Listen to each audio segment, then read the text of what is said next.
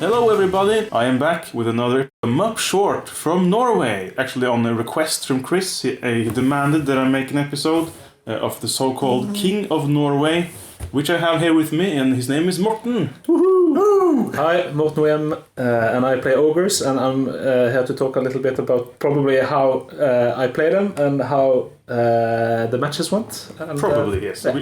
We don't have a strict plan, but we have Morten and also my good friend Øyvind, and the regular Norwegian podcast co-host is in the room. I'm not the king anymore.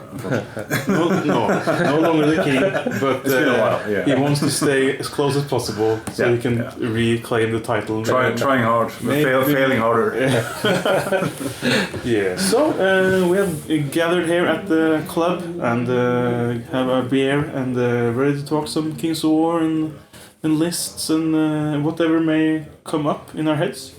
So we might as well start with the obvious, that Morten came, let's say, the highest on battle points in the Kings of Oslo GT, which was recently held here actually in this very venue, which made the second of two big events in Norway, both won by Morten, because I think now we can claim that the Norwegian tournament season is Bergen in the autumn and Oslo in winter, and that's basically it. Yeah. Those are the two main events. And you won both of them. Yeah. That was great. Thank you. Back to back with ogres both times. Did you win them with the same list? No.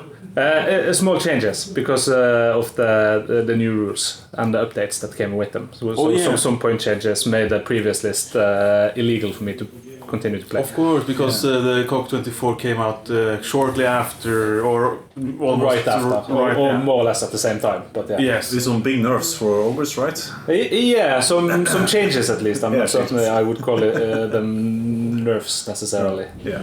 So, what changes did that force you to make in your list? That's a good question because hunters. I play some hunters. I had a hunter horde. They dropped by 5 points, I think. They became a little bit cheaper. Mm-hmm.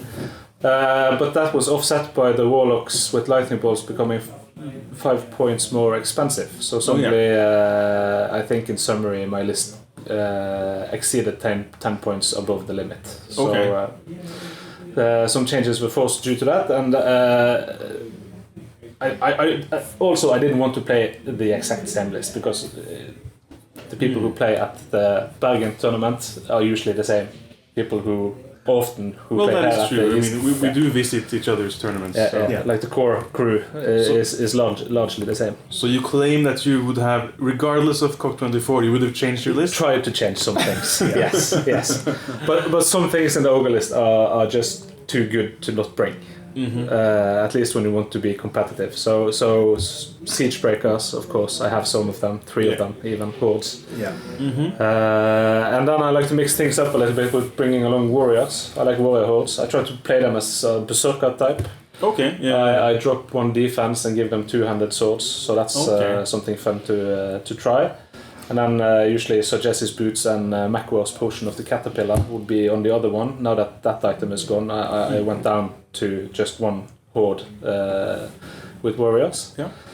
And for ogres as well, we have this matriarch upgrade for the warriors, making them a bit unique with this redeploy rule. Yeah. So basically, I could just take the list now that I played. I have 1 regiment of hunters. Mm-hmm. I have 1 horde of hunters. And then I brought along 2 regiments of warriors, and they both got to redeploy for 5 extra points. Just regiments? Each, just the regiments. Yeah. And the logic behind this was that I would deploy them first, immediately. Mm-hmm. Just to start dropping units on the table, and just knowing that I can pick them up again later. Yeah, that's seeing how things go. So trying to get some sort of positioning advantage from the deployment. Yeah, awesome. And then also maybe the idea, it didn't happen really that many times, but the idea was to drop them a place where I didn't want to have a significant part of my army, just to indicate that things are going to happen on, let's say, the right side of the table. Yeah. And then force the enemy to deploy something on the opposite side there, and then just redeploy it into the center or somewhere else. Because you may of course choose to not redeploy them, and then you could just leave them there kind as well. of have to answer when you do that. Yeah, that's fun. So that was the plan for the new redeploy rule, and then I brought along one two-handed horde of warriors with Sir Jesse's boots, and they I feel pair very well with this Crocodog special rule that ogres can pay some points to have. And as well as Numagrok, the special character, because if he casts Banechant or he casts Heal, then suddenly they're vicious as well. No, sorry, not for Banechant. Banechant would just give an extra strength, but if I cast Heal, if that is necessary, they would become vicious.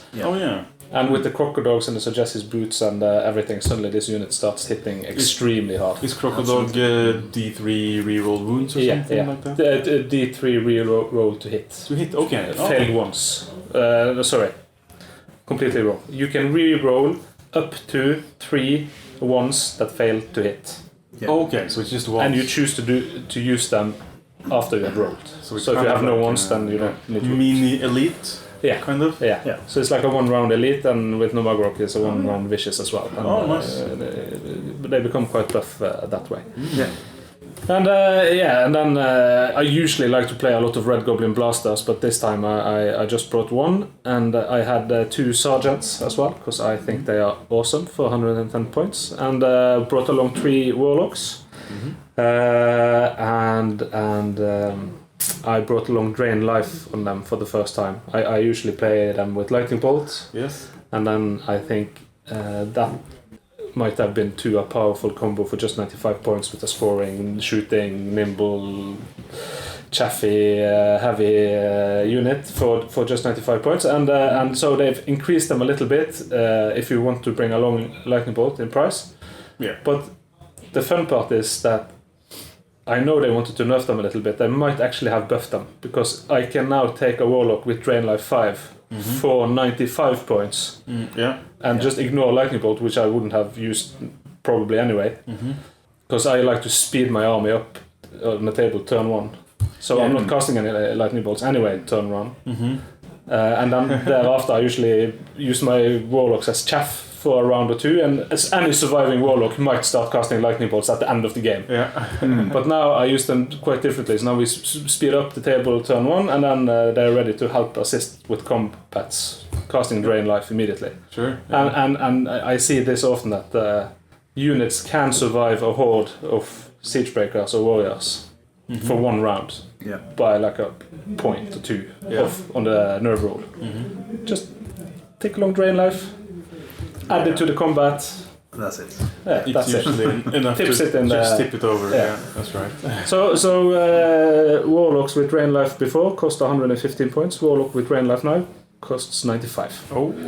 So if you wanted Warlocks with Drain Life, they've actually gotten buffed quite significantly. Yeah. Do you remember when you had the Twilightkin review a long time ago? And I talked about the one thing I disliked about the new mages, the new the new casters, the crowns. Yeah. And it was that they lost 1 spell. Lost Drain Life? Yeah, Drain Life. Yeah. And that was the perfect thing. And the ogres picked it up again. Yeah, because I wanted to have that with my big shields units and just have them because Twilightkin became much more resilient in combat and such, and needed some healing and damage, and the Drain Life would have been perfect. So I thought it was like, okay, it's a balancing issue, so that's why I didn't have it. And then you come along with your list.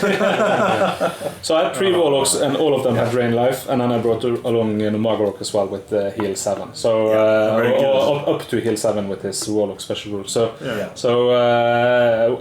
where I differ, I think, in terms of like the other ogre competitive lists that I see, is that I like to bring along warriors. I don't see too many of those around. Maybe some regiments for unlocks.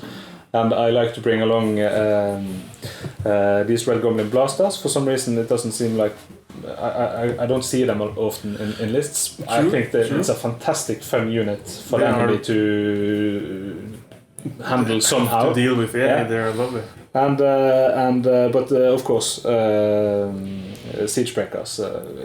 I can't claim sort of originality there. It's just a really good unit, and I think perhaps ogres are to some degree forced to bring along Siegebreakers, because if we only relied on warriors and hunters, everything we have would be one-shotted by something somebody brings along. Siege breakers is the one unit that can not reliably but often stay put. Mm-hmm.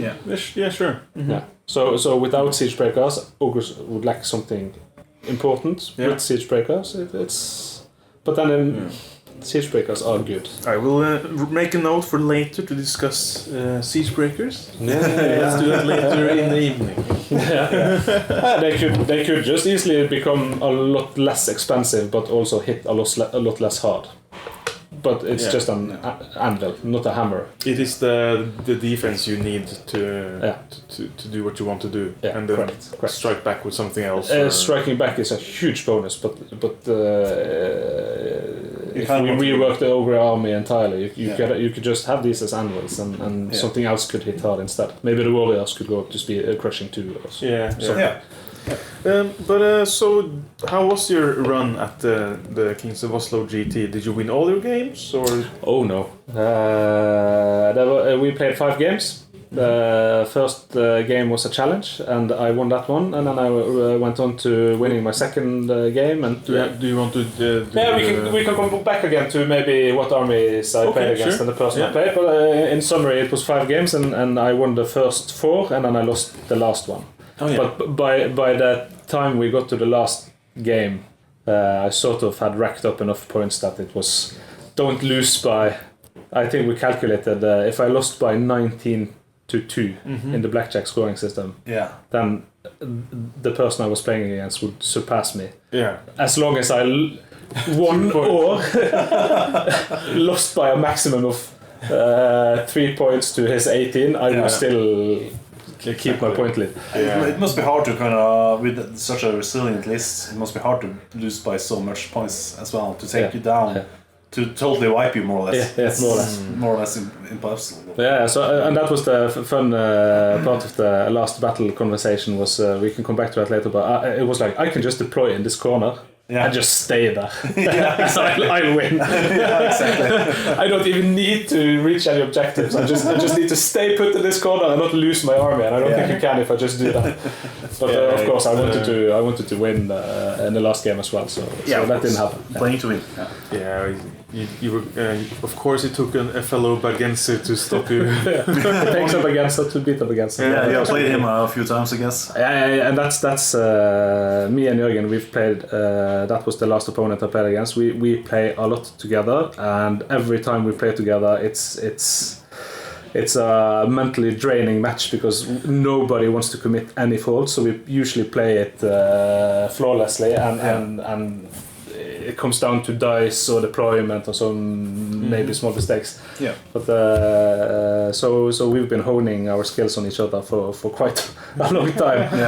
So it's always fun to get a game against him, but usually that also is the most draining game of the entire thing because he plays extremely well. He's very strategic. I play kill until round 4 or 5. He plays the objectives from the first round, and he's always on point. So that's very different mentality. And he did come second place on battle points as well. That's fun. So the first match, should we start there? That was against Thomas Olai Risbøl. He played the Abyssal Dwarves, and he challenged me for around 1 fight, and we've challenged each other before, and that's always fun. Last year's tournament here in Oslo, he beat me at the final game and went on to win. So it was a nice opportunity for a rematch there, and I took it. And he brought along his Abyssal Dwarves here, and he named his list very aptly Kloppity Klopp, Flappity Flap. And it is exactly what it sounds like. Everything in the list either made the noise Kloppity Klopp or Flappity Flap. So it was a lot of gargoyles and a lot of these half-breeds and grotesques. Lots of speed and very maneuverable list. So basically, but that's sort of the fun and not the fun part of being challenged is that the night before we start playing, I'm in the hotel room, sort of reading his list, and like, oh my god, how can I beat this? This was 4 or 5 troops of gargoyles. I don't remember how many abyssal half-breed regiments he brought, and 2 regiments, or at least hordes of grotesques and a champion. But I realized something which actually I got to use to my advantage, which was that his grotesques, once they've hit me once and I get to strike back and they are stripped down to just crushing 1, hitting on force, they really aren't that big of a danger anymore. True. Yeah. And these half-breed champions, as long as they don't get to have a multi-charge on something, I will survive any one of them into any one of my units. As well. So my plan was basically just move carefully forwards and make certain he doesn't get any combo charges I don't want. And the map and the deployment, everything came in my favor.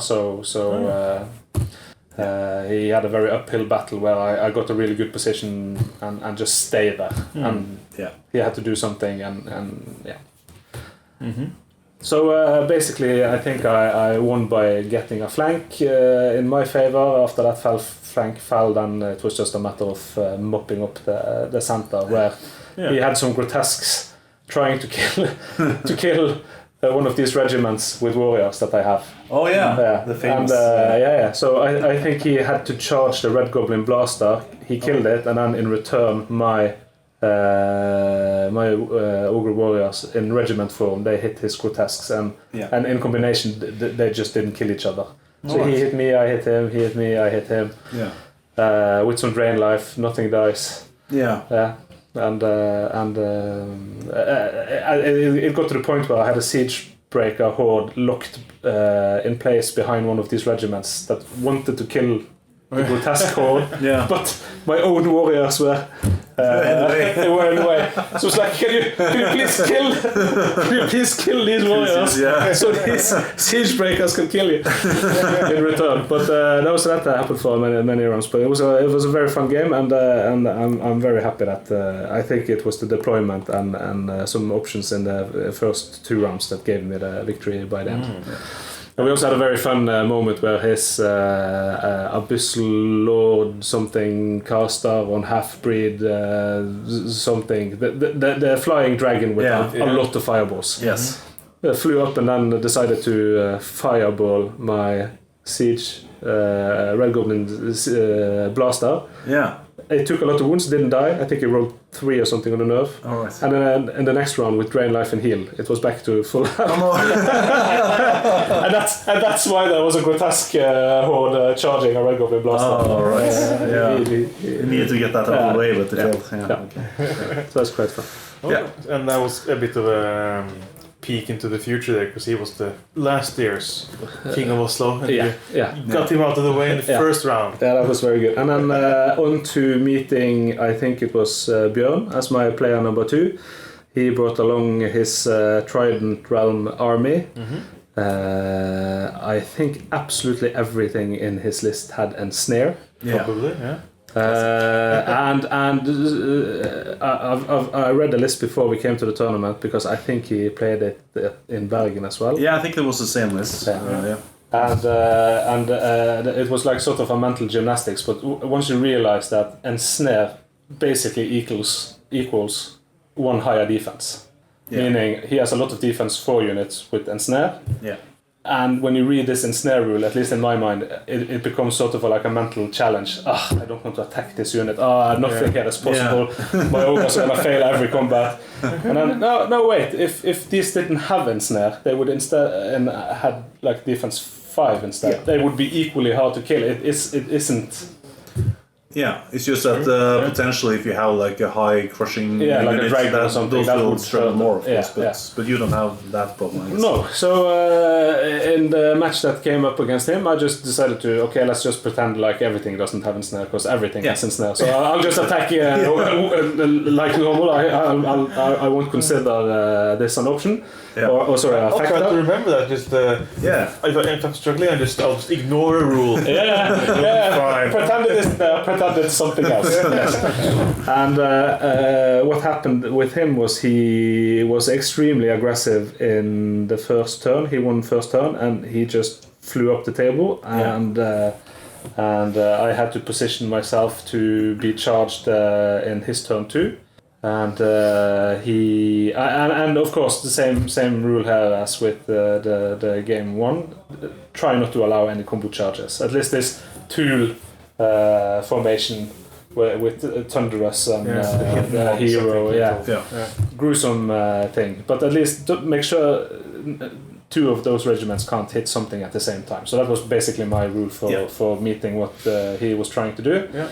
And then the next turn he didn't kill anything of my big units. So in my turn 2 I got to start crushing away things and I think with some drain life and some siege breakers and not very high defense in his army and some good rolls, things started melting quite quickly. Yeah, I see. So that was fun. I think you have a better grind army in the long run than maybe. He is. So maybe that is part of it. Because I also played him in Bergen with my other lists back then with Tolkien. It was also a bit of a grind match. Just the first part of ours was very equal, and then in the end it's kind of skewed over to one side. So. Yeah. Okay. Yeah.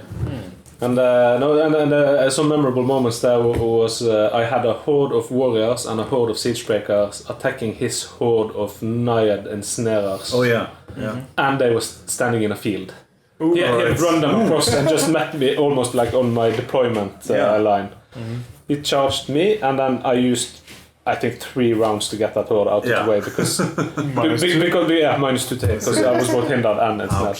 That was gruesome, and with the breach and everything. So I think if I hadn't won the rest of the matches surrounding that fight, I would have lost. But luckily for me, he had this Kraken monster with Rampage 8.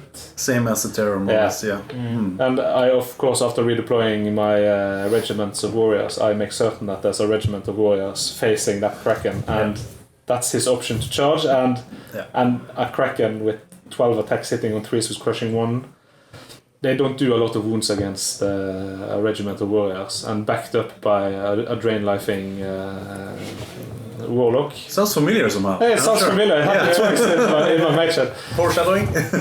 So that was fun. So basically he couldn't kill me, and next to that was a fight where I couldn't kill him, and then luckily I won on the edges again. Yeah. I mean, I guess Rampage doesn't work very well against you at all. No. Ogres they laugh when they see Rampage. It's just fun. And then it got into game number 3. Time out. I need another drink. Yeah. Close up. And we're back. Yes. So where were we? Break. Game 3 was it? Yeah, game 3 was against Martin Dahl and his Kingdoms of Men. Yeah. Rest in peace, Martin. He broke his arm the other day. Yes. Oh no! Falling on the ice. And got a concussion as well. Yeah. From like ice skating, going downhill. No, it's just normal Oslo weather. Walking on Norway's largest main street. Main street, yeah. Oh no! Oh, even worse. No, but it's been very, very icy here, so it's been a bit extraordinary. Lots of ice. So although most in Norway laugh at the news of Oslo having issues with the weather, it's been actually very icy. So it's been a struggle. And you can vouch because you're from. Far up north. Yeah, I mean, I'm from Bodø, and there we have actually a lot of ice like that, but usually it just rains away, so it's gone, and you don't have to think about it too much. But here it's just constant coming back and on again. So it's like, and people they have actually been lots of. They don't have any more sand and such for ice. Several places. What do you say? Sand. Yeah, for the ice. So it's like and also salt. Some places. So they're good. They don't have anything left. Like the government are out of salt and sand. Yeah. They just have to pray that we're spring. Should just it's just impossible to get sand. Should just gather all the salt I had from the last tournament, and now you could. I think us hobby heroes, we could come and assist. I think every one of us has a little bit of sand at home. Sand so small bags. We had I'm going off track here. We had a hamster at home. And they like to have sand bats. Sand bats. Yeah. And okay, so the hamster died. That's sad. But I got a lot of sand to use for my hobby projects. So that's supposed so you win some, you lose some. Like we say in Norway, and one man's dead is another's bread, isn't it? Something like that. Absolutely. Poor hamster, but lucky me. Okay, that was a big digression, but it was fun. Yeah. So let's go on to Game 3 against Martin. Yeah, he had his. If you are listening, Martin, I hope your hand is healing well. He played Kingdoms of Men. He plays Kingdom of Men a lot. I think he plays the same list. As in a lot, you mean? It's the only list that he plays. So you can almost say he plays too little because he only has one army. But that army he has done quite well with it. He won Bergen a couple of years ago, wasn't it? He was the best from Oslo, at least. From Oslo, I think he won, but he got second place or something like that. He came quite high one year, and he has consistently been the best from Oslo actually a couple of years. It's a solid list. It's a good list. He plays it well. Solid list, lots of human hordes, and it's wonderful to watch. It's a really good, nice-looking army. Yeah, he has a lot of infantry in that list, and he has some flyers as well. That's basically how he plays it. I don't think there's any knights in the list. It's just human infantry. And he has some, So tell us how you crushed him. That I have to admit that was down to some luck in there. Basically, he had these two flying, heavy-hitting heroes both gang up on Nomagrok. He saw Nomagrok by himself, a little bit behind my lines. I thought that it's not a certain kill, so I thought he was fairly safe there. And then he flies over, and we started doing some theory crafting behind how, as Martin said, how hard he would kill Nomagrok. Oh yeah, seems like a fair chance. And we came down to probably I had over-exaggerated how much he would withstand those flyers. But they had a lot more attacks than I thought they had. I thought they had like 5 attacks each. But they had 6 or 7. 7 and crush 2, Thunderous 2, crush 1, isn't it? Something gruesome. But lucky for me, I think he rolled double 1. Oh yeah. On that one, I don't think he would have died on like a 3 or 4 either, but he rolled a double 1, so that was a solid. He stays put. And then I just nibbled him away. Of course. And in return there was a Siegebreaker horde. Now suddenly with one of these flying heroes in with a flank option, and so I think that was where it started crumbling a little bit. So he was dependent on overrunning, maybe, to get out of their front. Either that, or just at least killing Nomagrok with 2 heroes. One could turn into my backline, and one could stay to fight the ogres. But then face them in the front. Right. But it didn't go that way. So lucky for me, I had a sergeant who came to the rescue, and the Siegebreaker horde came to the rescue, and they got grounded. And one of them killed, and we had a huge fight with this flying king, the monarch. He plays the monarch on the other flank, where one of my Siegebreaker hordes just didn't want to die. Same story again. A lot of wounds, and then a double 1. They don't die. And I think, if I'm not mistaken, maybe it wasn't a double 1, but in they should probably have died. It was these foot guard hordes with a lot of crush and bane chant, 25 attacks hitting on trees, crushing 2, something like that. So they could have died, didn't die, and then the next round he uses his monarch to try to finish them off, and that's where he rolls the double 1. So they survived one more round, and the monarch gets grounded as a result, and then dies. But all for naught, he did eventually end up killing them with his army standard bearer. Oh wow! It like at some point there, he just he stopped playing the scenario, and I think his only objective in the game was to kill that Siegebreaker horde on that flank. Yeah. And he did it eventually with. So he charged them in the front, one attack hitting on 4 or 5 or something like that. I think that's he rolls a 4, and then he bane charged the Darby Standard Bearer as well. But he did roll a 6 to wounds, so he got in that one wound, and then I think they had like 16 wounds or something, so they died. Right. So they died.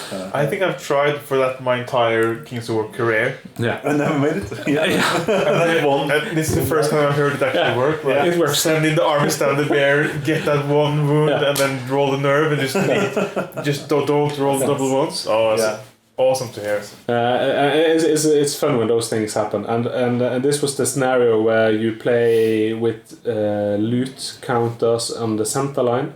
Plunder probably. Yeah. 5 or super loot. 5 loot tokens. 5 loot tokens, and I think we had to choose 2 of them to be 2 points.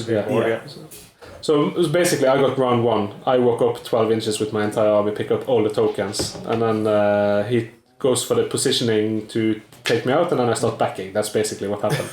And the reason I mention this is the Siegebreaker horde that he eventually killed, they didn't have any tokens. They didn't hold anything. They were all the way on the very end of the table and really didn't do a lot there except just be a menace. Yeah. He could have left them alone. He didn't need to do a whole lot with them, but I think the bloodlust. Yeah, I think when Morten gets the bloodlust, he does things no matter what. He wants to get things done. It works well. These ogres are gonna die. And the chance to actually kill some fucking siege breakers. Yeah, I mean, it's an expensive unit, and you have to do something with them. But so it was fun that it came down to that, and of course it's not very fun when you know that at some point he had the double 1 against the Morgork, so he got away and that plan for him failed, and then eventually like the game is sort of in my pocket already, but then he gets another double 1 on that. Yeah. And that's when it becomes a bit. I'm sorry we rolled that way. It's almost like you want to. You can roll again, maybe. So the luck was a bit. I mean, the luck was in your favor. But I'm sure. Have you played Martin before with similar lists? Yeah. I think we had the summary before the game that he has yet to beat me in any of the tournaments. Okay, so it was in your. Yeah, so I had a mind game favor going on there. Yeah, sure. At least I felt like I had it, but then the counter argument was that I can only do better. You stand to fall. I have nothing to lose. So that was the 3 first games on day 1, and by the end of day 1 I had a pretty massive lead going into day 2. You had like 58 points or something? Yeah, I think I lost 57. I think it was because I had I was 10 points off as second place actually that time. Okay, so really? I was very far off. So I hadn't lost any games yet. Maximum possible was 63. Yeah. So you had 6 points off for max. I remember when on Sunday morning, Jens and my brother picked me up and we drove down, and they I think they asked me about it, like, is it true that Morten has only like dropped 6 points of all the total? I was like, I'm not sure. Let me check. Yeah, it looks that way. And they were like, how is that possible? He has practically 60 points going into day 2. Yeah. So that was so we were like, oh, okay, this might be. And then I was like, I said the blackjack system is supposed to be as much as possible stop people from getting runaway victories, because it's really hard to get 21s or 20. But Morten and Morten's list seem to just do that every game. And just get 19, 19, 19. It was quite a fantastic start on day 1. This is Ronnie Renton, and you are listening to the Mantic Universe podcast. The thing about we've speculated a little bit about this in the Bergen community. When you play a tournament, there are so many factors that you have to be lucky with to win. Sure, yeah. Like some scenarios against some lists, I can't win. So if I meet those players with those lists, for those scenarios, I lose. Yeah. But if there's a luck component there, don't meet the wrong people at the wrong time. Yeah. True. And when you get into the game, dice of course are a big factor. I think I had one double one roll for the entire tournament. Okay. Usually I have lots, but for this, only one. Okay. And it's also when do you roll the double one? Of course, because it could be on a. It doesn't matter. Yeah, you wouldn't have killed them anyway. Exactly. Yeah. You got a double one. Okay. I think when we speak of double ones, that you count in your head, it's only those critical ones. I think. I don't count double one for something that wasn't else. supposed to happen anyway, right? So going out of day one, I had been lucky with every matchup for every scenario. Yeah. With all my dices. Exactly, and that's how in the right order. That's how you get those point levels. Yeah. So in another tournament, if we re-rolled this entirely, same people, same lists, but different scenarios. Yeah. How much did you? Did it impact you at all with going first or choosing sides? Oh yeah. You said going first in the plunder was big because you just walked straight up to them. Yeah, I got plunder turn one. Yeah. Same with I think I played in my first game. I got to pick side, and I got the obviously best side for me to hold. Was there actually, because we've been talking a little bit about this, Øyvind, that some of the maps or many of the maps in the map pack is a bit too mirrored maybe, so there's rarely an obvious best side, but you had actually were able to see this is my best side and you actually went for it. Yeah. There were a lot of obstacles in not blocking but fences in like the center of the board. Yeah. And then I just put my against this abyssal Thomas Olau's abyssal dwarf list. I had all of my ogres standing behind something, so he was hindered on every charge except for the grotesques. But Strider. Yeah. Okay, yeah, sure. That's good. It's good that some maps should have a little imbalance, I think, and so it should matter which side you choose. And it's huge for ogres to go first. Yeah. If I go first, I'm 12 inches up the board. I'm basically on the center line, and you have to position against that, and it becomes like we fight on your side of the table. Yeah, especially since hunters go even farther than that. They can go 14, can't they? Yeah.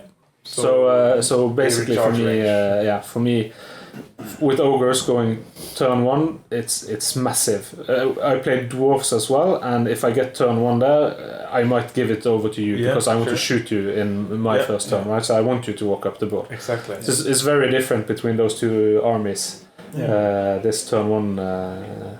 Something about resilient armies and grind armies, more or less. You want that first turn at those scenarios to get up and just stay there, because then you force the opponent to get in and do something. And if you just shooting army and you have like big shields and all that stuff, you can just stand there and take hits and just heal up. Yeah. You don't need to do much. You can stand there and just control the whole match. So there's some advantages around that, for sure. And with a lot of the objectives or the scenarios we play also favor that you are in the center of the board somehow. Yeah, sure. Along the center line, either for objectives or for loot counters or for the dominate circle or I suppose once upon a time there were shooting armies that stood still on hills. So this is something they've been encouraging to have armies move forward. Yeah. So as a result of that, as you say, it's often very good to be mid-table. Just get there.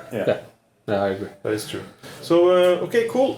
Game 4 then on Sunday morning. Yeah. Can skip that, right? I think Øyvind can talk about that one, because we matched up for round 4. Yeah, we did. And actually, I played a Twilight list, which was also a bit of a grind list with Impalers, and of course I had Voiders Mutants, which was nice, and Fleet Wars and such. So I had a bit of a...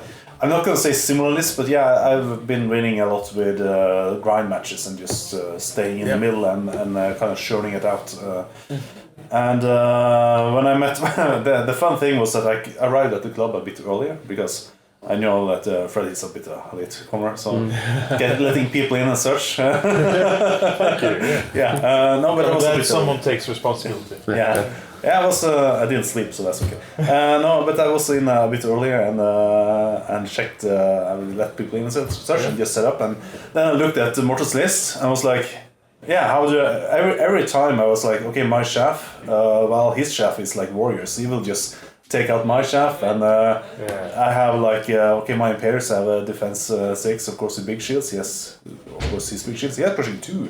Right, I just have crushing 1. And you like, so every matchup was like, oh, he's just one step ahead. I have like this healing, and he has Stream Life. Alright, so he can heal more than me and did damage as well. So it was like... it was like you're playing a light version of his list. Yeah, I felt... when at first, I didn't realize it the night before or something like that, but it was just... I'll just play my list, and of course I must admit that I've never been happy with my Twilight King list yet, but I haven't lost many matches before this one at least. And then it was like meeting in Morten's list, and I was okay. Now I have to do something special to win this match. And at first I thought it was like, all right, it's gonna be a great match and a tight match, and then it was like, okay, first choosing sides. I wanted the side which I was on first, but he chose that one because he won the roll, and that was he got the hill at the place. I needed that to kind of get the extra thunders to get in and do some damage and such. And then start I deployed a little bit too much centric, I think, compared to his. So it's less. What scenario did you play? Do you recall? Kill? No. We basically did. No, it was the holding the middle hold the line. Yeah. So you had like basically 2 points on each side and 3 in the middle, right in the center line. It's like 3 squares along the center. Yeah. Exactly. So it was about so both of our armies wanted to get in close in the center line, just hold it there more or less. But so I didn't win the side, but I did win the first turn. So I moved very, very quick forward. Aggressively, a bit too aggressive, more or less. I wasn't thinking too much about his movements getting up too far ahead. So I was a bit too aggressive on that side, and that when he then Morten moved up his warriors and got kind of outflanking me because he got outside my charge range and some units and such. It became a very, very tough decision of what to do. Either I could try to pull back, which would be kind of nice, but at the same time I would probably lose some units then. Yeah. Or I could just take the chance and just dash it out, get the combat done, win the middle as fast as possible, and maybe I could then, or just at least prolong the sides to some degree. But it's hard to do enough damage on him, so it became a poor matchup for me because things failed fairly quickly. So, but you got to swing first. Yeah, he got things. He got chaff up and such. So it was no good chaff, you can call it. But it's like I also have my chaff, but it was like he has his warriors and I have my phantoms. Yeah. So he has high defense and toughness and strikes hard, and mine are like soft units more or less. So it was a tough matchup in a way. So it became the trade went the Morten's way. Yeah, fairly quickly. I think the fun thing was that I think about the situation in round 2 for 20 minutes. I think. And and I didn't time out. That's a good thing. He timed out, but but it was it got decided quickly, quite fairly quickly, I think, because I couldn't break through his important units, and he broke my important units. So it was more or less that. So Anything to embellish? We had 2, 3 maybe big moments that I remember quite well. It was of course we talked about the first turn you went fairly aggressively forwards, and then my ogres just ran up on both flanks. One sergeant on one flank and hunters and warriors and a sergeant on the other flank. And suddenly I was past your army. I didn't care too much about the sergeant really, because I had kind of thought that alright, he can go past there. I can just use my hero with what's called the Shadow Beast, right? Shadow Beast? Yeah, so I could have that on my captain, which could go in and just deal with the sergeants. Of course, then the spying went a bit away, and then my warriors were a bit alone. The importance and such. So I think that was one key moment, and then we had a very lucky moment for me where you put your assassin in with a plan to jump over my army probably. So you put him quite close, but not so I could charge him, but I could shoot him. Yeah. In turn 1, and I didn't do a lot of wounds. I just did a couple of wounds, but 2 very high nerve rolls later, he was suddenly dead. I remember that exact moment because you did 3 wounds on him, and you rolled. Then the way of justice was 11 and then 10. Yeah. So you took him out both times. Real. And it was like, man, I hadn't planned to get him back because the fun thing with Assassin, the usage I had from this whole tournament, in 4 of my 5 matches, I just ran him straight into the lines, charged in first round, killed lots of stuff, and made a havoc of the enemy lines. Really? Yeah, it works really very fine. But this time I was like, okay, I can't do this against his army because he has too much toughness. He will just drain life him down. So I was just okay. I'm gonna start up with just throwing some range damage, do some range damage on him. Maybe try to wear one of his casters and then get back. Yeah. So the first round I just went so I could throw and he could just have one getting close and do drain life. Yeah. But that was enough. So I played it safe and it didn't work. First kill, almost for free. That was fantastic. And due to lucky dice. Yeah, actually I think I needed him because weakness and all his stuff. The fell blades or whatever called. Important for the combat actually. And I mean, that warlock, he didn't have anything to do. Probably, and then an assassin walked into drain life range, and he was like, "Oh well, I might as well use my drain life," and then he kills him. Yeah, I'm going to stand in the way of getting the rest of the ogre's combo charge, so I'm going to walk 6 inches anyway. Yeah, might as well drain life. And for those of you who think that taking down an assassin with drain life isn't that hard, but I had gnome shield. No shield. Oh, yeah. So he had 6 defense when drain life got in, and still he did 3 wounds and very okay going off the board. So it was it was not meant to be for him, I guess. So did you play any? Is your list changed from Bergen, or is it roughly the same? Oh, it's a different list. Yeah. So did you guys play in Bergen? No. In Bergen I met Kim quite early and dropped down because he beat me at once, and then I just won the 4 next games, but he was always on the top tables. And So I haven't met. I don't think I met the ogre list. I think this was the first time. Really? I met ogres. Yeah. I never met ogres. I've seen them, of course. I know they are great, but so it was a bit of a difficult uphill battle, I would say. Yeah. All right. Also, you of course knew Morten's numbers coming in. To the game. I knew it was a very tough list as well, and he has played well. So. Was this what kind of win did you get? Was it a small win or a big win? Or It was a big win. 19-2, 18-3, something like that. Yeah. So now you are sort of. Now it's looking like you can just go to sleep for the last game and still win the tournament, right? That's how game 5 started. The first thing me and Jørgen did, we sat down and calculated precisely how much did I have to lose by for him to crush me. So we came up with this: as long as I don't lose 19-2 or worse, I will be fine. And I love how Jørgen still tried to crush you. He went all in. I mean, Jørgen has the second highest competitive instinct in Norway, and the first maybe is you. I don't know. Maybe he has the highest. I don't know. But I love how he sort of just. Okay, Morten can win this tournament. I'll try to stop that. I've never seen 2 guys from the same town just trying to take each other out so heartily. That was fun. So game 5. That's where I got stopped brutally. It's Jørgen playing undead. He has this army standard bearer with the wild charge aura for skeletons, and he has this revenant cav troops. Oh yeah. With speed 8, 16 charge range plus D3 wild charge, so he could charge 90. Yeah. So at some point, what happens is what breaks my line is, of course, my own deployment, because I gave him one flank to more or less roam freely with a Lycanis hero and undead on a Pegasus. Vampire? Oh, sorry, a vampire on undead Pegasus. Ooh, that's dangerous. Yeah, so he basically got a free flank with those, and how I tried to defend myself against that was having one sergeant that was outranged the entire time, and I had one regiment of hunters that I tried to use as my flank protection for a siegebreaker horde.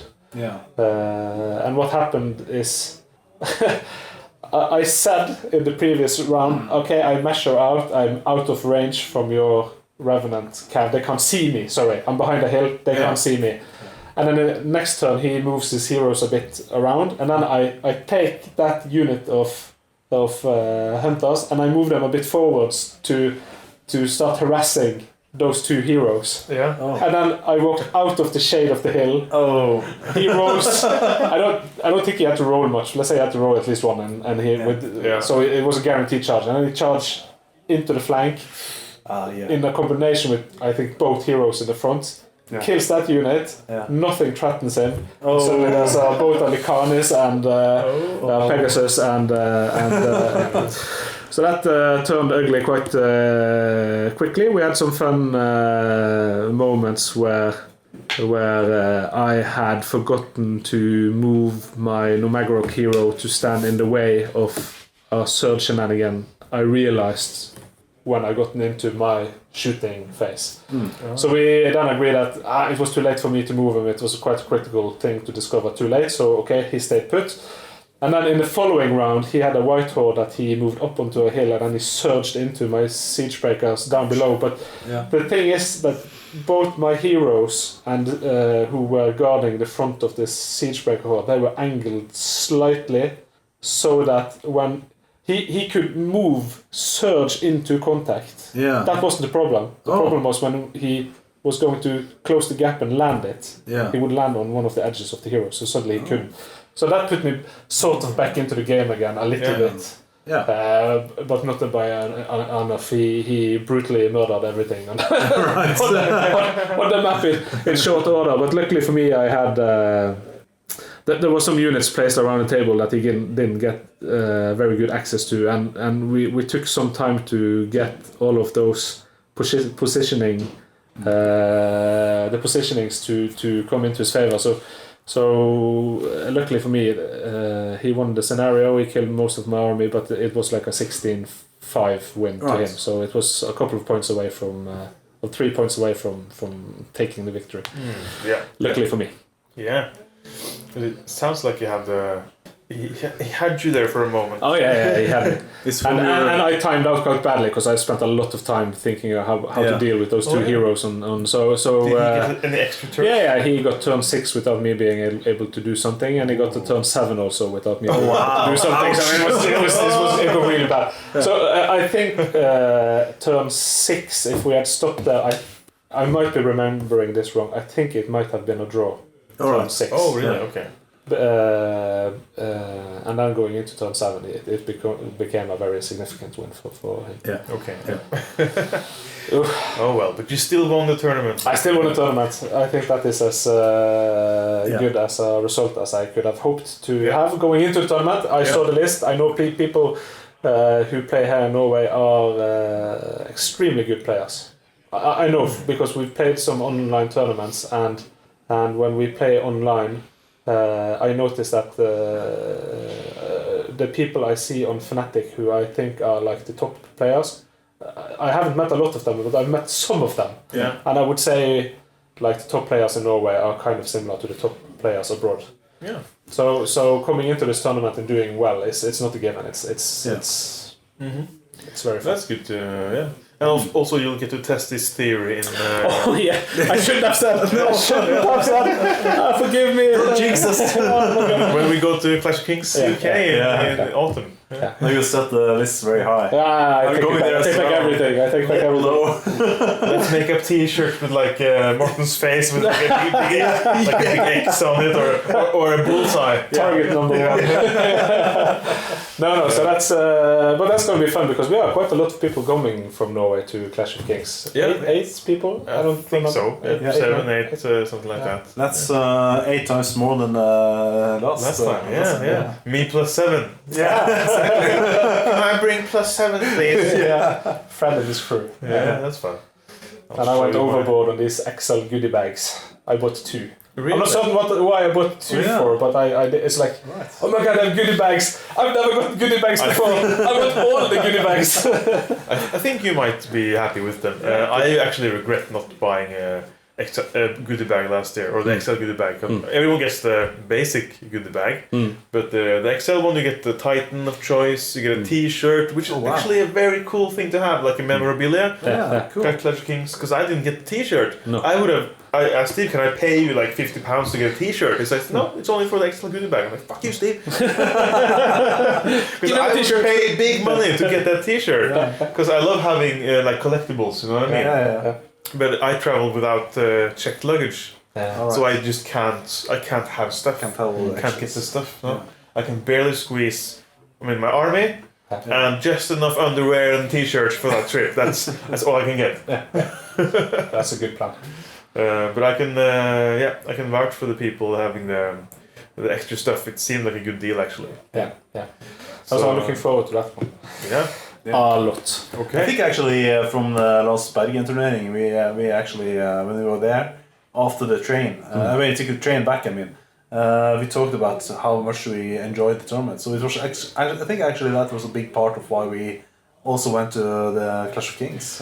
That's a good point. I think because it was a very big like a hobby or a moment there, because it was Clash of Kings book just dropped. It was the Reign of Kings in Bergen. And we had all that, taking the train, just talking Kings of War tournament, new books, new rules. And then the tickets dropped for Clash of Kings UK. It was like, it was just it was like a culmination. And everyone just said, I'm in too. So on the way back, it was so easy for everyone to say, yes, I'm also coming to England this autumn. Like, just buy. Everyone bought the ticket. It was I have a theory why they sold out the ticket so quickly this year. Yeah. Because at least from my point of view, I've always wanted to go. Yeah. And I've tried to get people to go with me. Yeah. And there's always some excuse, and we don't go. And every year we end up regretting not going, right? Yeah, absolutely. And this year you went. You've gone other years as well, but this year you went and you have like the travel letters, and you wrote on Facebook what was happening. But not only you, a lot of the other people attending there as well, and there were these drone footages, and there was and the culmination of all of those factors, sitting at home, having wanted to go. Clash of Kings drop. We just had a tournament. Just won the tournament, and you're like, I can do this.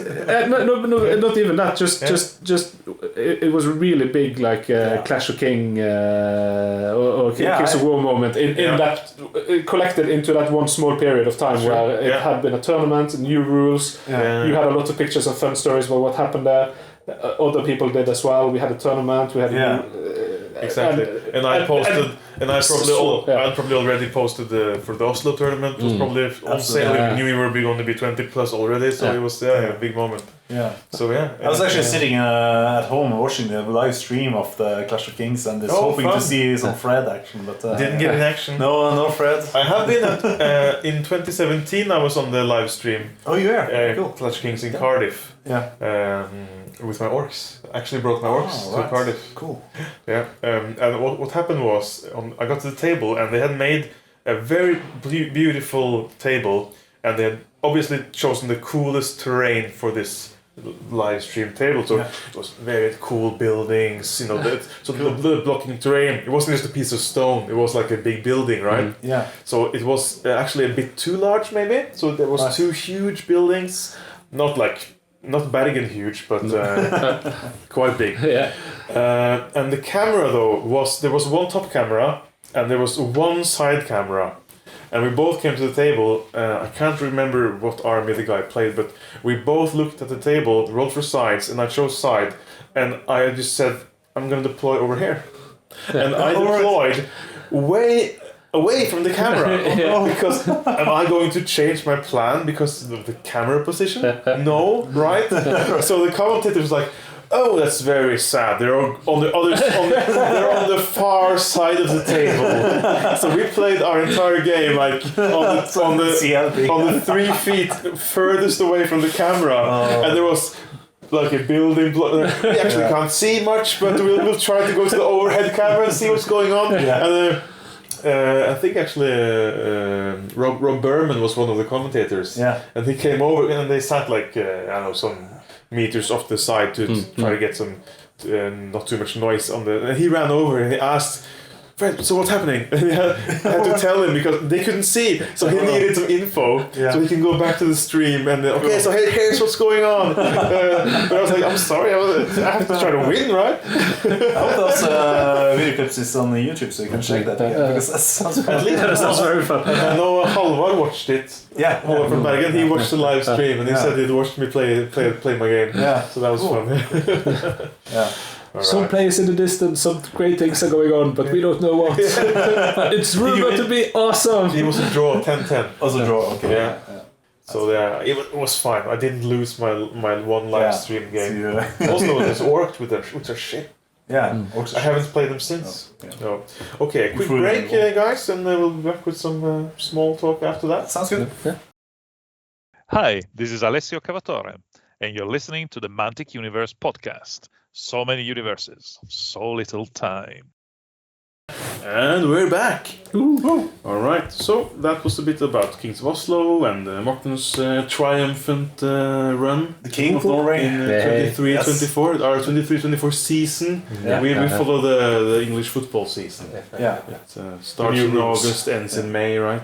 And nothing happens from now till May, so it's... You actually won the whole season now. You are finished. This is it. We don't have it anymore. Grand Slam. Because our next tournaments are more... We aim for more doubles, social, fun events in the spring. Yeah. And it seems we're both Bergen and Oslo are having doubles events in April-ish, March, April. Yep. Which is... Jørgen in Bergen, we have recognized something in the community we have, which is that the people who play a lot, they've played a lot for many years, and we are very competent with the armies that we've now played over many years. So any new person trying to enter the scene is not going to have a very fun time playing against us. It's going to be sort of one-sided. I say that, and we had a new person showing up at this Bergen tournament, and he won his first 3 games and was really good. So it's not necessarily true, but it's an uphill battle maybe for new players. Yeah. So we want to have this more social tournament where we aim to have more fun and bring along the different formats as well, just changing to like you can bring 1,000-point army. Well, what's the meta for that? Well, there's no meta, so good luck. Figure it out as you go along, right? And try to have sort of a social responsibility that your opponent has fun as well. So don't bring 4 Siegebreaker hordes and nothing else, right? So and of course you can team up with someone not as skilled. As veteran as you are, and try. Yeah, so it should be a safer environment to try to play games. We want to have it be more fun.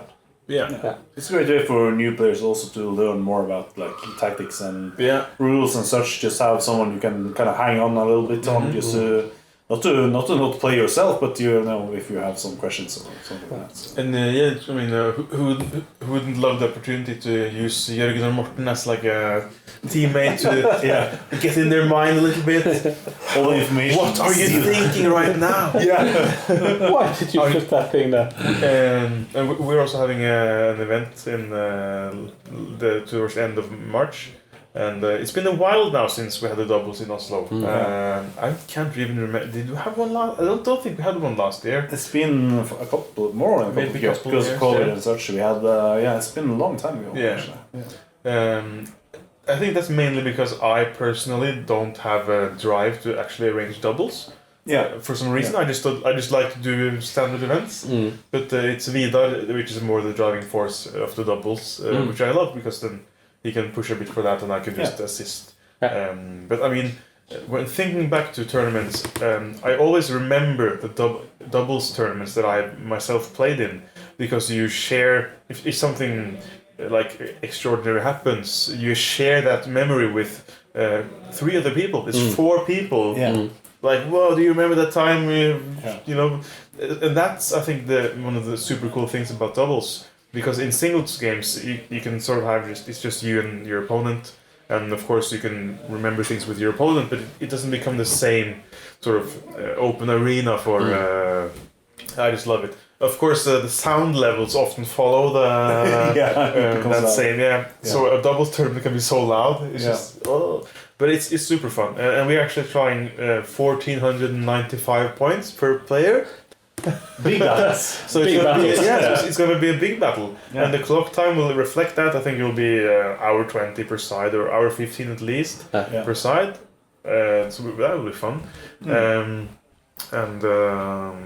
Let's see if we can get some players who are halfway painted with their armies, maybe, or I mean, we've gotten a couple of new players recently, which are almost done with their armies though, so maybe they're not looking for the doubles event, but still, it's also a chance for us to play without feeling like we have to win. And I try to drag in 2 friends which have been old gamers into this, but we'll see if I can lure them in somehow. I know that one of them is actually listening to the Kongen and Krig podcast. That's fun. So he was kind of inspired by our talk about that's fun.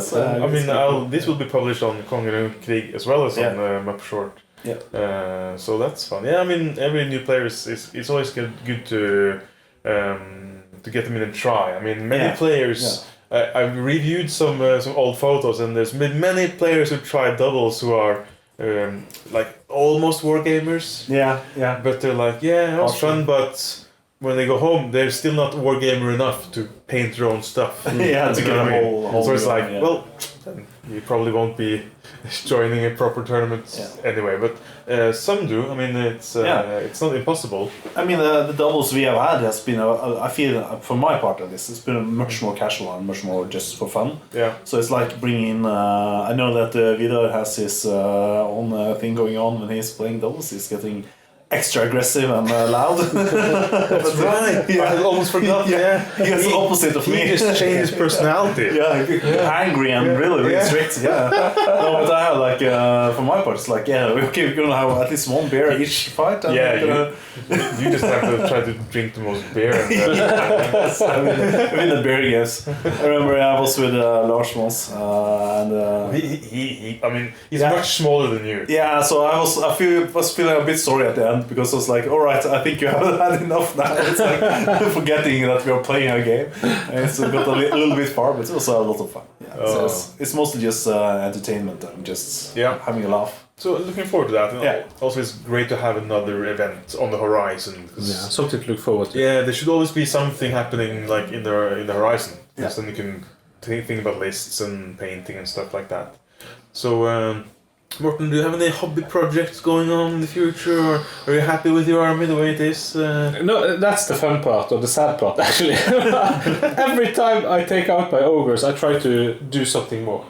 Like, I realize my highlights aren't good enough, so I've redone all the highlights. Nobody noticed, but I did that. I painted up some small shields and some small things to add to the multi-bases.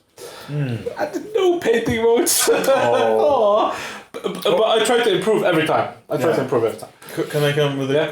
You actually got some painting votes, but you didn't get enough. You need 4 or more to get 5 points. So I think you got 3 votes. Ooh, I got more votes than him. Yes. But your bases are magnificent. Well, I tried. So I tried to, but I've realized now that I have to be honest with my ogre army. They were painted quickly because I wanted to start playing them quickly. And what I'm doing now is sort of patch job repairs, where I see easy improvements. Again, I'm not trying to be the best painted or anything similar, but I just want to have a nice army that maybe gets some votes. But you already have a nice army, I think, because it's just like... The kind of the sad part with is that there are so many other great painters as well. So you have like Martin and Vidar and a lot of also some of the new ones also coming up. It's like fantastic, incredible, beautiful stuff. So it's like the reason you don't get any votes is not because your army isn't that good, but it's just that some are so excellent. Like, even in my system where you vote for 5 armies, even then it's hard to get a vote. And there were many people who didn't get who got less than 4 votes in the system. Absolutely. So it's a tough nut to crack, and I've realized now that I want to try how I paint maybe a bit different. But the problem then is I can't suddenly bring in some new ogres and start painting them different from how I painted the rest of the ogres. So if I the thing is, I'm now looking at trying a new army. I want to try something completely different. I have played dwarves. I have Basilea. I never played them, but I have them. I've played ogres, and I feel like I've done so well with them now. I can have them sit on the shelf for a little bit. Yeah, retire. And now I want to try something new. And to answer the question, two giant salamander armies, 2 packs of those, I think would get me going in the right direction. And as I said earlier, with the 2 goodie bags, then I can use one for the salamander drake and one for the phoenix. Yeah. So there's synergy there as well with the goodie bags that I bought. If I don't use there's no titans that I want for the ogres, right? There are none, are there? Yeah. 0? Yeah, and I already have what I want for Basilea. And so for dwarves, I already have the steel You have to change armies. I have to change armies, use the goodie bags in an efficient manner. Oh, yeah. So two large salamander armies, I think might be on the horizon. Would that be the clan Lord on Fire Drake? Yeah. And that was a fun topic, because we sat here with the UK crew coming over to the Oslow tournament. Yeah, sure. Elliot and Todd and they were I think not so impressed with the stats on that Fire Drake. Okay. Or the clan lord on the Fire Drake.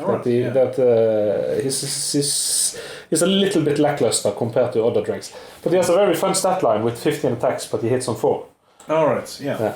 And he has crushing 2, where others have a lot of crushing. Yeah. I mean, me and my brother did on the Kongen and Krig cast. We did a salamander army review. It was the very last thing to happen before COVID hit. We did a salamander army review in the car. And we talked about how many salamander units are like hybrid units, because they are not full-blooded combat units. They also have a little bit of shooting. Yes. So then they have I've noticed that as well. one lower melee stat to compensate, and that also is the same thing with like Clan Lord and many of the heroes. Yeah. So they can do both things, but they don't do it well. Yeah. Exactly. They do both things worse than pure kind of unit would do one of those things. Yes. So that is both the charm and the challenge with the salamanders, I think.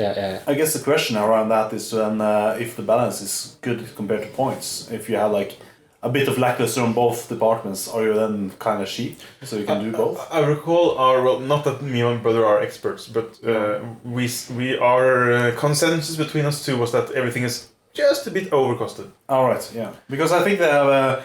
over the years, they have kind of adjusted a bit. You know, I have been always hating the Sea Guard for the elves. Yeah, sure. But this time, at this edition, I actually like them. So it's like I've been saying that for years. Yeah. But they sucked for years. Now they adjusted them. You don't use them. Now they're good. Finally. I've given up. I mean, they're not excellent, but they have a bit more. And there's one unit I think I just have to say I think shines in the Salamander army, and I don't see anyone playing them. And I might be missing out. I might be just the most stupid person ever. But this Fire Drake. Just a basic. Yeah, it's a giant. It's basically a giant. It has speed 7 and all the giant things, but it has, as you say, a breath attack. Yeah. And it's a bit lower nerve as well as compared to normal giants. So it shoots, but it, as you say, it lacks a little bit. Mm-hmm.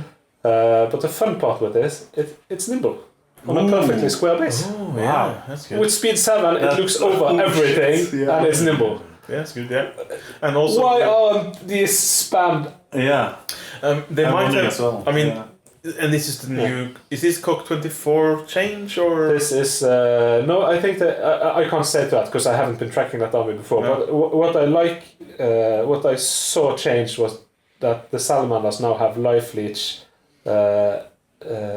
When they are coupled next to a unit with the Inferno special rule or something like that. And this unit has that, right? And this unit has the Inferno, so I like the synergy of the Inferno, that it's high speed, it can, if you have 2 of them together maybe, so you get Life Leech 2, and then you have, coupled with that they can shoot away chaff, and then you have a unit sitting in between them that can basically take some hits, and then Life Leech back.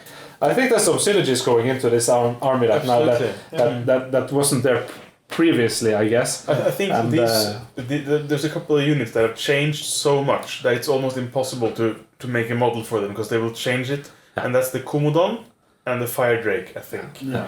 Because they have changed height, size, stats, range. Yeah. So if you make a model, its next book comes out, it's changed so much you just throw it in the trash. The Fire Drake is now 50 millimeter base. It used to be 75. Height 6, now height 2. It's a tiny thing. Because now it's become a Titan. I don't think it was before. Okay.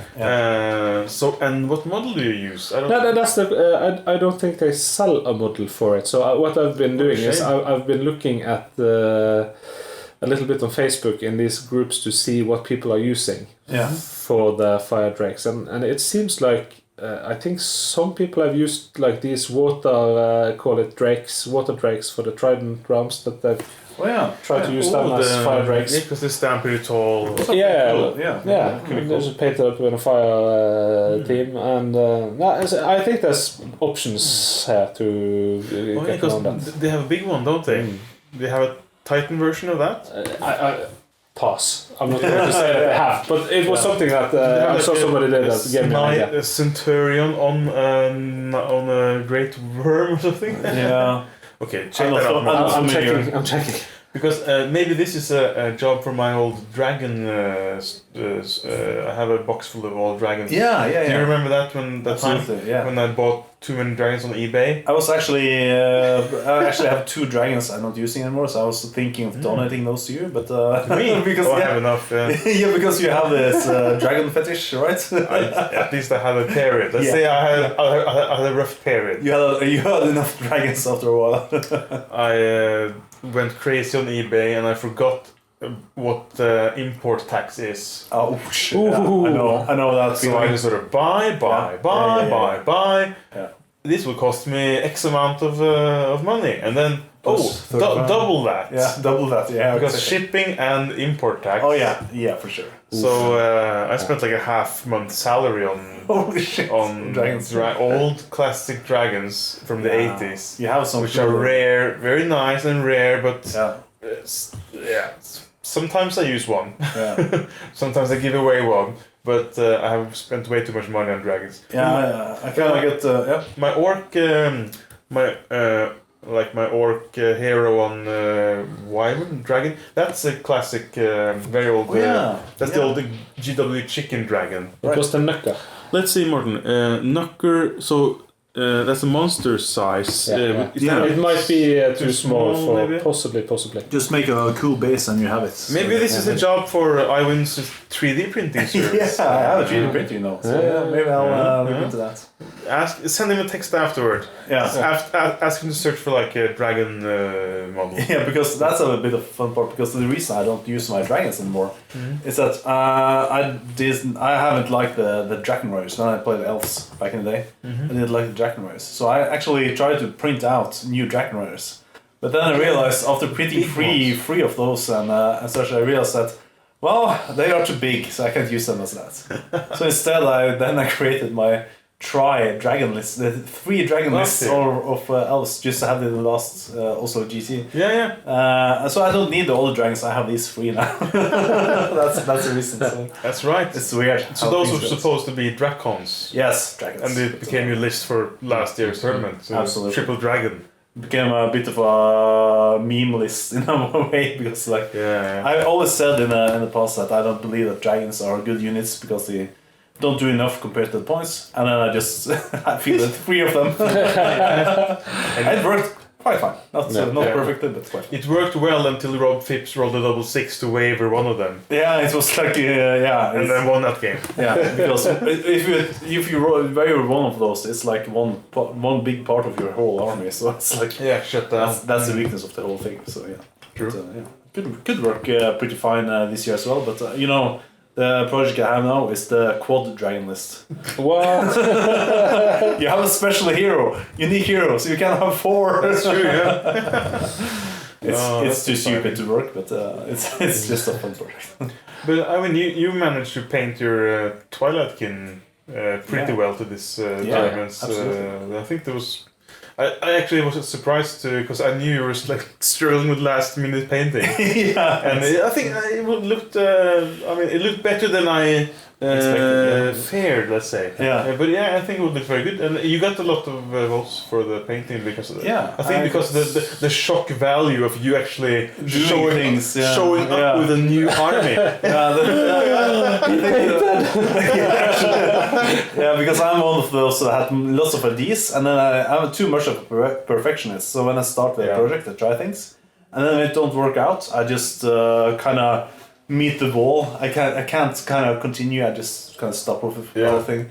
But I think also I got little bit when it comes to Twalkin. I was like took a bit of the words of Jørgen, who said it's better just to get something in process and get it through than to just get it perfect. The best color is done. So instead of exactly. So instead of focusing on details and highlights and stuff, I focus mostly on just getting a bit of a contrast of the whole painting scheme. So we have it's a bit of a cliche kind of compared to the other Twilight lists I see now, but it was like I had this easy paint I used to have like this phantom what it's called teal color. Cyan? Teal color, cyan, bright green. So a combination of green and blue. Light turquoise more or less. And then you have this purple color. So you have this combination which I could easily. And then I also just to get a bit of strong color with the gold to get a lot of contrast as well. So you have like these 3 things going through the whole army. And just getting through pretty quickly. The only thing I haven't painted is like the Fleet Wardens, the Spear Elves, more or less. I used the old ones I have for that, so that's probably why I'm not getting too much votes, because it's like the old ugly. Still those old spearmen. They are like what edition? 3rd edition Warhammer or something back in the days. I don't think they're that old, but they have been on the block. I got them in the 5th edition, I guess. So it's like, but it was a lot. At least you didn't play your crossbowman horde. I threw them in the wall. I think they're literally in the trash. You threw them in the trash. No, I had them massive. Okay. But they've been very close to the trash. They're upside down in a box. So that's how you feel about that. So these paints are kind of like contrast paints, just with which. But army paints. Painters.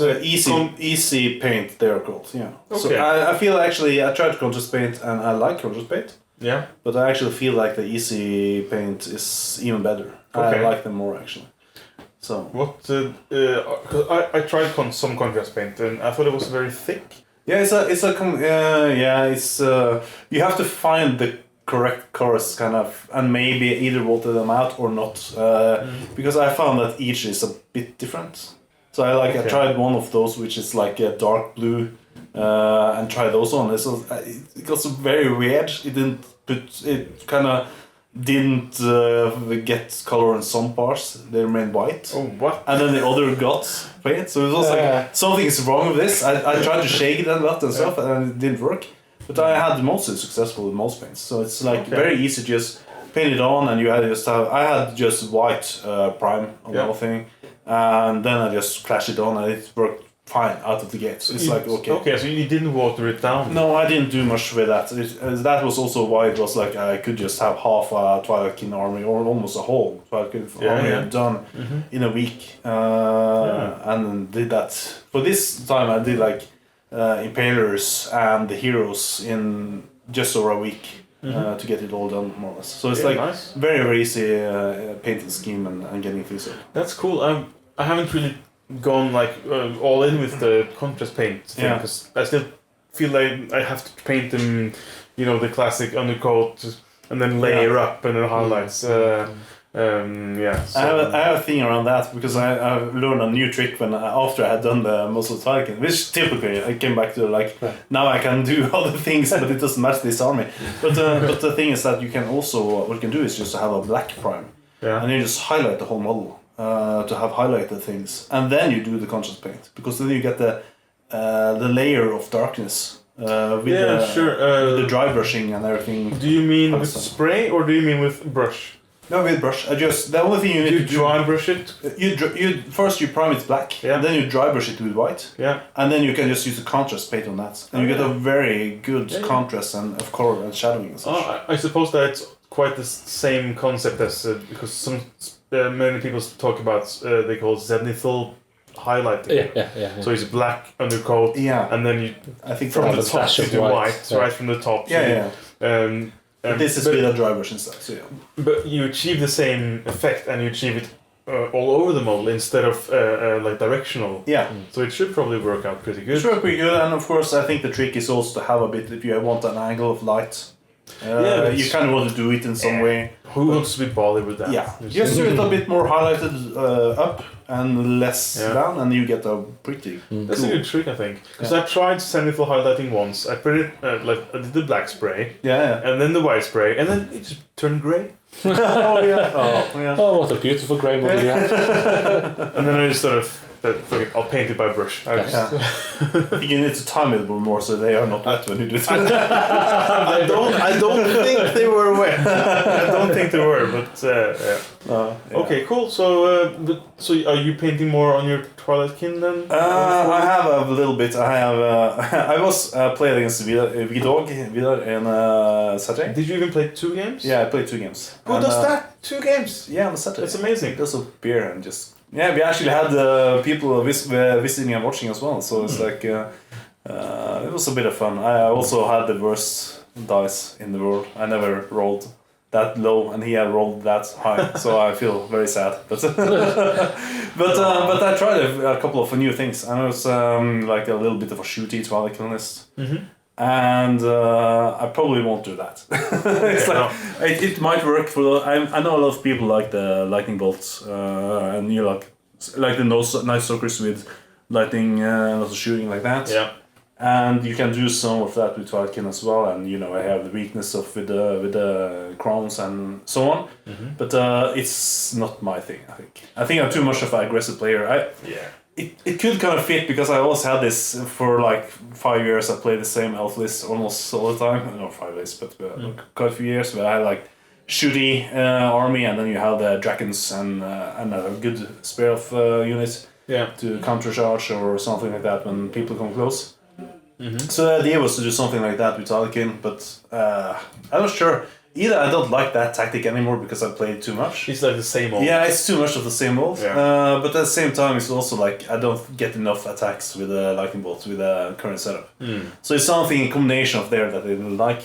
Yeah. And in the second game, I played actually the tournament list and also lost. So it was like I doubled my loss rate in just this weekend. So it was horrible, terrible. But to be fair, V-Dog was the best Oslo player at the Kings of Oslo. Even though I beat him in the last game. Really? Okay. He came 4th. Yeah, I got so low score. I actually won 4 games and lost 1 in that tournament as well. And still came 5th, 6th? 5th with the battle points. I think. Or 6th it was because we had the same points. Elliot, I think, came before me because he had killed more or something like that. Okay. So it was it was a bit of a round when they played the tournament list, where I actually figured out that I can improve on this list quite a lot. So I made a new list now. I think it's list number 100 or something. That's a fun question. How many lists do you have on the companion app? Right now, I don't think I delete most of my lists. Like I have with Twilight, I think I have like 5 lists of 2,300 points. Okay. And then I have a couple of others, but I want to have like this. I have some ideas of new armies and such, and have kind of in the secret. I won't say anything, but I have like some passion projects I want to do. So I want to try a few things, and over time I might make something else. Exciting. But the next things I need to do is to have the crowns on mounts. That is the next thing.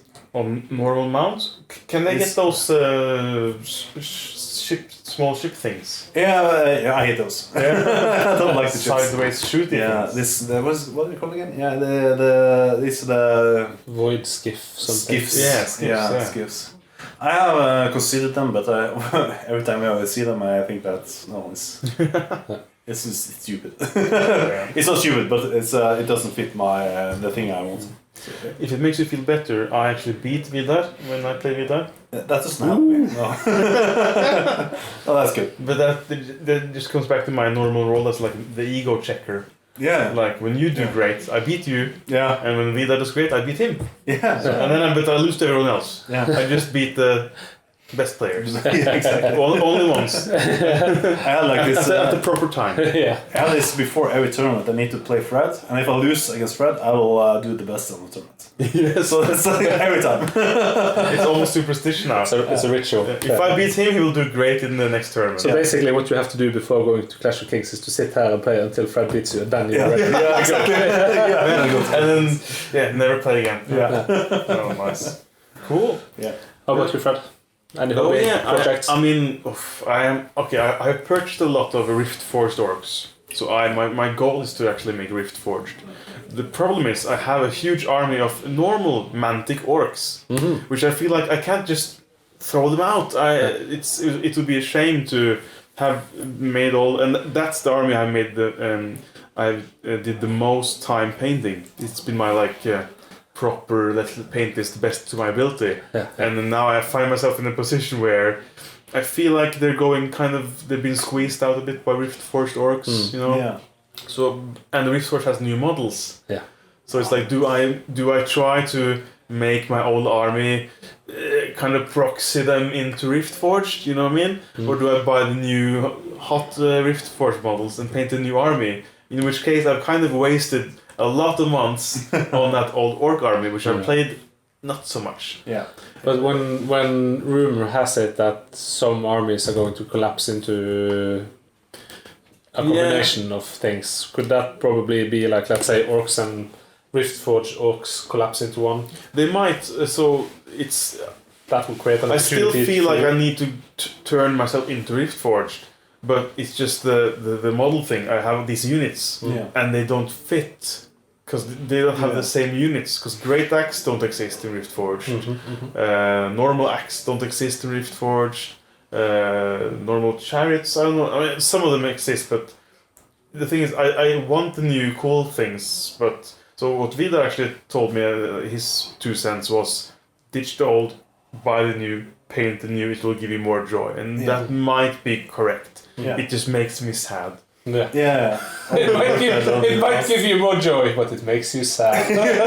It makes me sad now. Yeah. But it might make in the end. Yes, it might give me more joy down the line. Yeah.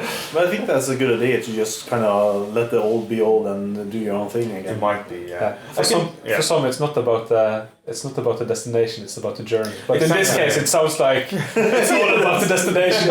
Screw the journey. Yeah, I don't know. It's and it's cool to paint new models. Like Vidar said, new plastic is nice to paint. Yeah, absolutely. The worst is to go back to the old units. Like, how can I make these more Riftforged? Yeah. The blue line. Here it is. I won't probably like it. It'll be like your problem with your elf army, you know? Yeah. Trying to force them over into a new thing. Yeah, I actually now I've come to the point where I'm going to ditch all the elf models. If I'm going to play elves again, it's going to be a new kind of army. I have some ideas, and I might do that, but it will be like the silly dragons because I have those. It will be in the style of those more or less. So it will be less stuff there because I had these dark elves in the Final Fantasy. I mean, and they are kind of oiled down. It's like the knowing oil, the whole thing. Just water it down, have it dark. But now it's like more stronger colors and such. Yeah.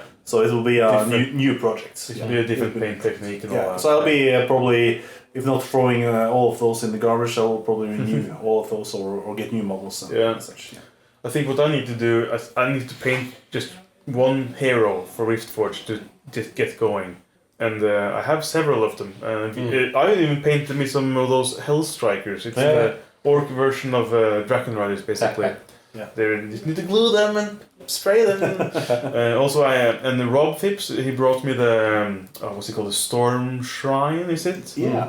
Which Rune played at our tournament here. Because I bought that on the Kings of War forum from a guy in England. But for postage reasons, I asked him to post it to Rob Phipps, and then Rob brought it in his luggage over here. So I got it first I got it half price from that guy, and then no shipping. I finally learned my lesson. So I got it for very cheap, and Took 10 dragons. So exactly. So now maybe you know what? Maybe that's the model I need to start with. If I get the Riftforge shrine thing going, that might give me the momentum I need. Yeah. So yeah. After that, I have lots of heroes all rating. I have a couple of Riftforgers. I have the Storm Striker. I have the monster thing in Resin. I have a lot of things, so I could. So you have the whole Riftforge ready to. Almost, yeah. It's just to get going, and I've been struggling with that. But, and as always, I always fall back to my good old undead, which are nice and they can win games, and you know they're not bad and they're all mantic, and it's so easy to just play undead for me. Yeah. Because I have you know the orc project didn't really work out for me on the tabletop. I haven't won many games with orcs, let's say. Oh yeah. So with Riftforged, I think they're better. Yeah. I tried to proxy Riftforged on a cabin trip with Jens, Christian, and Vidar, and I won both my games. Yeah. When I just proxied them to Riftforged. The only difference is my casters had lightning bolt instead of fireball. Yeah. And instead of war drum, I had those lightning beasts.